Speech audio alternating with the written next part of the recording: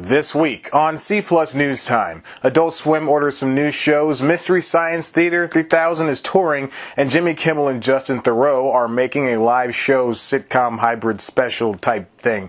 Today we're taking a look at high concept television shows and movies and just why they're easy to market but difficult to master. Here's a high concept for you. If I put on half a tub of Vaseline and a quart of cocoa butter, I can stay moisturized for days. That's not the kind of high concept we're talking about? Then why did you make me eat all those brownies? I ate 7. Am I going to die? Oh God, it's all game over, man. I'm about to have a bad trip on this. C Plus News Time. Get away from me! It's C Plus News Time. Delivering to you the news you didn't know about, the news you didn't care about, and the news you didn't know you cared about. With host, Chad White. Now, here's that host, Chad White.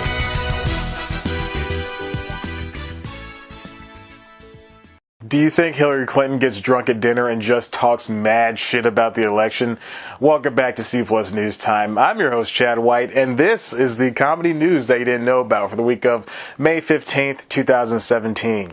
First up, Adult Swim isn't exactly aching for new shows, but it's always nice to have a bunch of fallbacks. They've ordered a few projects, and we've got the details.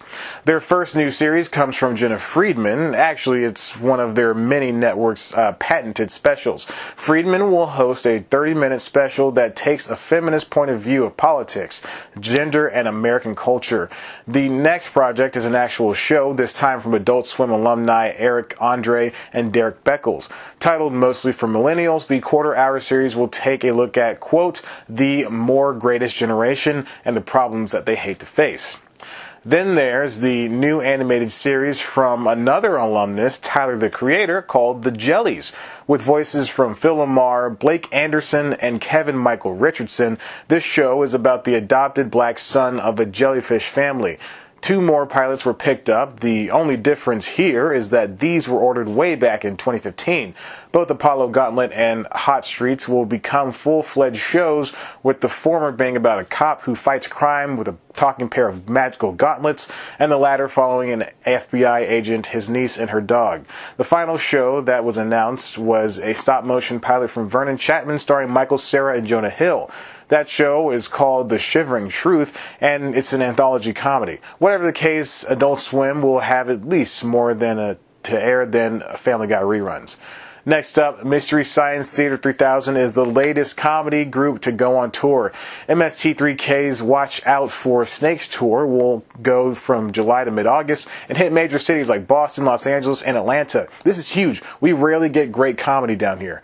Old host Joel Hodgson and new host Jonah Ray will talk over B-movies alongside That Robot and Crow and other companions, with Felicia Day and Patton Oswalt's characters checking in via video.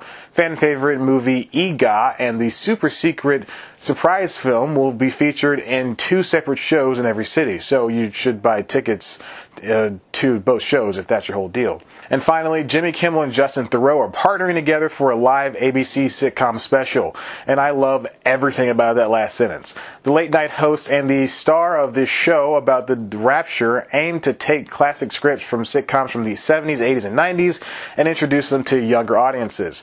Just imagine it. Scenes from All in the Family, The Jeffersons, and maybe even Friends will be performed for an hour and a half of good, wholesome fun. That doesn't sound bad, actually. The special is set to tape in front of a live studio audience. Theroux and Kimmel will executive produce as well. Now, this is fine and all, but it could easily fall flat. While it's true we get a copious amount of cameos, there's a sense of danger with a special like this. NBC's live plays have been hit or miss. Even Fox has had its trouble with its stellar Grease Live and the not-so-stellar Rocky Horror Picture Show. You hear that, nerds? I didn't like it, and neither did critics and audiences. That show landed a measly 4.9 million viewers. But the bigger issue here is the special comes off as high concept, and TV is already too full of shows that are barely or have barely pulled that off. Let's back up. What does high concept mean exactly? A high concept show or movie is plainly a story premise easily describable in a brief sentence. These things can go off the rails in an instant. Sometimes they just don't click with viewers in any way, which then causes a decrease in ratings. Examples of high concept shows are in recent memory are Making History, which is canceled by Fox, Wilfred, and CBS's new show Me, Myself, and I. Diving deeper into those examples will show you exactly why they're high concept. Take Making History. It's about two guys who get their hands on a time-traveling duffel bag. No real catalyst for their adventures is present save for the fact these guys often create the danger they're in. It was fun, but nothing more than filler. Conversely, there's Wilfred, which followed a man who could understand a dog that took him on moral adventures. The main attractor of high-concept shows and movies is one phrase: what if? What if aliens invaded Earth on Independence Day? What if I traded bodies with my mom? What if Michael Jordan teamed up with Bugs Bunny and Daffy Duck to play basketball against a team of roided up aliens? What if? What's important about asking the question is there has to be an underlying subtextual meaning. Hold on, I'm getting a subtext right now. I wish one of my followers would stop sending me okay, yeah, you get the picture. So, for Making History, their what if is, what if two idiots found a duffel bag that could travel through time? What's more is their what ifs didn't stop there. Chunks of episodes were their own minisodes. 3 would focus on the guys trying to get Paul Revere to warn his colony that the British are coming. Another set would follow the two betting on a fixed baseball game only to get in deep with Al Capone. You know, what if they went back in time to bet money on a game and won? These questions are what helped shape the world, making the show special. But whether it was the writing or the cast or just the time slot, it didn't seem to work out. Speaking in more broad terms, shows and movies can be so high concept that they don't have to rely on character development or story advancement. The Wikipedia page suggested hobo with a shotgun and snakes on a plane examples. It's right. What if a hobo got a shotgun? What if snakes were on a plane? They're so stupidly brilliant. They'll make millions. High-concept movies are easier to market to the masses who schlep to theaters to see their favorite highly paid actors become even more highly paid. What if Iron Man was real mad at Captain America? These blockbusters can be marketed wildly and make back 4 times as much as they cost. What if a whole bunch of apes took over the world? What if a teddy bear could talk twice? High-concept movies are derided under 3 parts: the look, the hook, the book. The look is how the movie looks to the audience. Is it pretty? Does it draw attention? That kind of thing. The hook is the part of the story that is being sold to the audience. The book is the crap they sell to the audience, like shirts or apps. Let's put in an example using the movie Pop Star Never Stop, Never Stopping.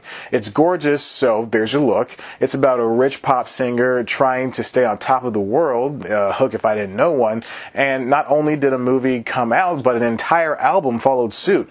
Cha-ching, book. Look, hook, book. Why aren't high-concept TV shows as readily accepted? The only explanation I can offer up has to do with audience taste. 2.5 Men succeeded because of its cast and Chuck Lorre's eye for comedy. But that may not be the same for Kimmel and Theroux's ABC special.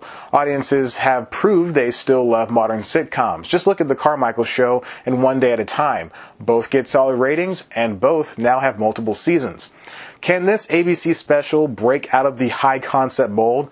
What if famous actors of today performed a bunch of scenes from famous sitcoms of yesteryear? What's the look? The multi-camera sitcom feel. What's the hook? Famous actors making us laugh with scenes from favorite shows. And what's the book? Nostalgia and maybe future projects. That last one's a stretch, but you get the picture. As other recent live TV performances have proven, it's very possible for the ABC sitcom special to do gangbusters. At the same time, it could end up like Making History and alienate people. And that's all the news I have for you for this week on C Plus News Time. Why don't you subscribe and check out one of our other videos? Of course, you can always head to the website, cpluscomedy.com, for a whole bunch of stuff. You can follow us on Twitter at cpluscomedy. Follow me on Twitter at ChadBlackWhite. Like us on Facebook. Tumble with us on Tumblr. And now, if you'll excuse me, I'm going to 1840s Venice. It smells a lot more than I thought it would.